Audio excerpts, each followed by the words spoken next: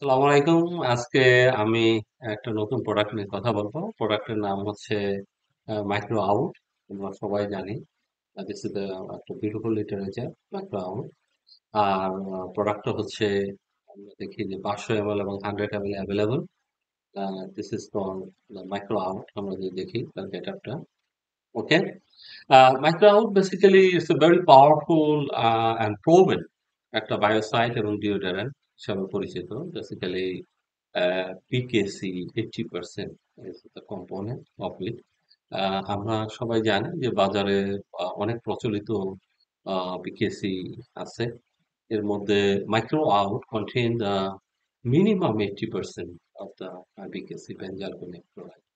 এটা চেনার একটা সহজ উপায় হচ্ছে যে ভালো মানের যে প্রোডাক্টটি যেমন মাইক্রো আউট এটার পানিতে দেওয়ার সাথে সাথে একটু লাম করবে, তারপর ধীরে ধীরে আস্তে আস্তে এটা চলে যাবে একটু সুন্দর একটা শক্ত একটা আবরণের মতো তৈরি হবে, এটা জেলের মতো হবে বেসিক্যালি বলতে পারে।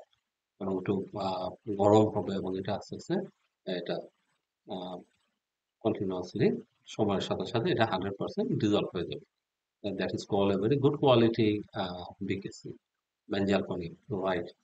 And that contain the 80%, that is important. কারণ পার্সেন্টেজটা যদি ঠিক না থাকে, কম থাকে, তাহলে আমরা যে ডোজিং ক্যালকুলেশনটা করি সেটা কিন্তু ঠিক হয়। এই মুহূর্তে যে শীতের সিজনটা চলতেছে এতে প্রচন্ড পরিমাণে আপনার ভাইরাস, ব্যাকটেরিয়া এবং ছত্রাকের একটা আক্রমণ হতে পারে ফার্মে।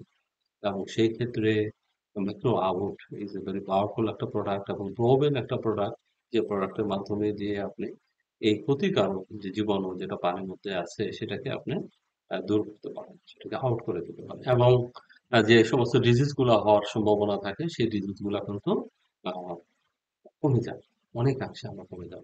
যদি আমরা শুরু থেকেই যদি প্রতিকার হিসাবে দেখি তাহলে আমরা 150 মিলি প্রায় 1 বিঘা পুকুরে আমরা দিতে পারি, যে পুকুরের গভীরতা 3 থেকে 5 ফুট। আর যদি আমরা ট্রিটমেন্ট হিসাবে দিই, যদি কোনো কারণে অলরেডি এফেক্টেড হয়ে গেছে, যে আমরা সেখানে দেখতে পাচ্ছি ফুলকা, লেজ ও পাখনা পচা রোগের মতো কিছুটা প্রবলেম ক্রিয়েট করেছে, যেটা ব্যাকটেরিয়াল এবং ইনফেকশন ডিজিজ আছে, সেই ক্ষেত্রে আমাদের ডোজটা একটু বাড়াতে হবে। সেক্ষেত্রে আমরা 200 মিলি প্রতি বিঘাতে আমরা ইউজ করবো, এবং যেখানে নাকি 3 থেকে 5 ফুট গভীরতা পুকুর হয়। তো এই প্রোডাক্ট গুলাকে যদি আমরা ব্যবহার করতে পারি তাহলে আমরা এই যে ভাইরাস, ব্যাকটেরিয়া এবং যে ছত্রাক, পরজীবী এদের হাত থেকে কিন্তু আমরা পুকুরের পানিতে যেমন মুক্ত রাখতে পারবো, তেমন মাছকেও আমরা এদের আক্রমণ থেকে রক্ষা করতে পারবো। তো আমরা একটা আহ জীবাণুমুক্ত জীবাণুমুক্ত একটা পরিবেশে মাছ চাষ করে আমরা ডিসিজটা যাতে না হয় সেই ব্যবস্থা করার জন্য আমরা কিন্তু চয়েস অফ দ্য প্রোডাক্ট কিন্তু মাইক্রো আউট আমরা রাখতে পারি, যে প্রোডাক্ট আমরা দেখতে পাচ্ছি মাইক্রো আউট। এছাড়াও অ্যালগাল ব্লোম নিয়ন্ত্রণের ক্ষেত্রে একটু বেশি মাত্রায় প্রায় 300 মিলি এবং প্রতি বিঘায় যদি আমরা ব্যবহার করি তাহলে কিন্তু এই ব্লুমটা চলে যায়। তো এর আরো ব্যবহার আছে হ্যাচারি ও যন্ত্রপাতি জীবাণুমুক্ত করতে। হ্যাচারির এনভায়রনমেন্টটা, যে পরিবেশটা, সেখানে যদি আমরা জীবাণুমুক্ত করতে চাই তাহলে 1 থেকে 2 মিলি অনেক পরিমাণ পানির সাথে প্রতি টন পানিতে মিশিয়ে দিলে এটা কিন্তু একটু ভালো কাজ করে। 1 মিলি 1 লিটার পানিতে মিশিয়ে নিতে হবে ব্যবহার পূর্বে, নিয়ে তারপর এটাকে আবার ডাইলিউশন করতে হবে। This is one of the method.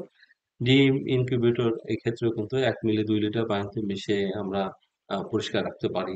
শেডকে জীবাণুমুক্ত করার জন্য 1 মিলি 2 লিটার পানিতে আমরা দিয়ে এটা পরিষ্কার পরিচ্ছন্ন করতে পারি। তো আশা করি এই সময়ে একটা খুবই সুন্দর একটা চমৎকার প্রোডাক্ট মাইক্রো আউট আপনারা ব্যবহার করবেন। ব্যবহার করে মৎস্য আমরা প্রতিটা মাছকে জীবাণুমুক্ত হিসেবে রাখতে চাই, এবং এতে করে আমাদের খামারিরা লাভবান হবে। আমরা চাই মৎস্য শিল্পের বিকাশ ঘটুক, এবং আপনারা মাইক্রো আউট ব্যবহার করে আপনারা সেইভাবে মাছকে সুস্থ সবল রেখে এবং অধিক পরিমাণ জীবাণুমুক্ত মাছ প্রোডাকশন করে যেন আমরা মানুষের প্রোটিনের চাহিদা মেটাতে পারি, সেই লক্ষ্যে সবাই কাজ করে যাই। আমরা এভারেস্ট এগ্রোজেনেসের পক্ষ থেকে সমস্ত মৎস্য শিল্পে জড়িত খামারি, সায়েন্টিস্ট, এই সেক্টরে যারা আছে তাদেরকে অসংখ্য ধন্যবাদ জানিয়ে সবার সফলতা কামনা করে বিদায় নিচ্ছি। আল্লাহ হাফেজ।